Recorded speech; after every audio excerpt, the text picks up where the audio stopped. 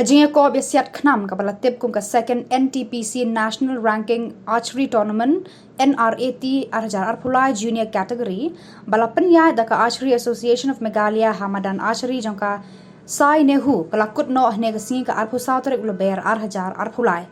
hakani kasingi kila samru ekita kamasha kinong job hak jingdan rangkat u Dr. Vijay Kumar IAS Commissioner Secretary Sports and Youth Affairs u V Agarwal IAS Director Sports and Youth Affairs ba finally Paryat General Secretary ka MSOA u Ian Campbell H10 bat ka kong mat Theodore Warnongbri IAS President Archery Association of Meghalaya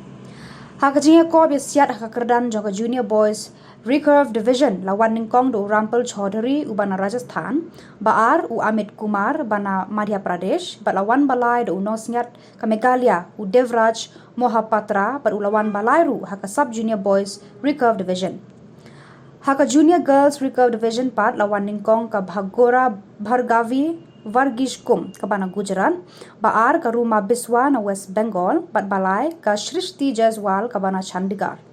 haka junior compound boys lawan ningkong Uchirag Vidyarathi jongka Madhya Pradesh baar u Hawaii Bam Tutan Kuman ka Manipur bat balai u Rachit Upadhyay jongka Delhi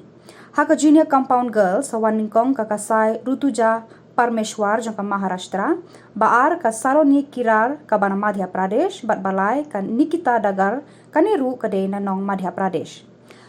haka senior category in penyakhun haka arphunriu bat arphunyo tari ulaber arhajar arpulai haka ba kinong siat khnam ki batbet kinshim banta haka ni ka second NTPC National Ranking Archery Tournament NRAT arhajar arpulai senior category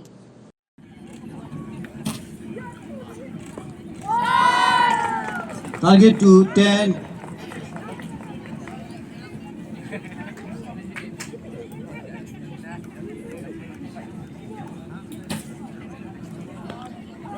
Target 1, 9.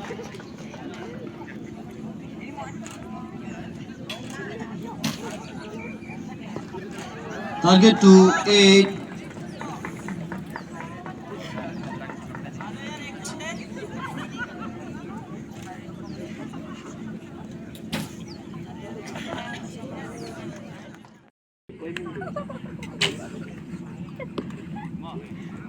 Target to 9.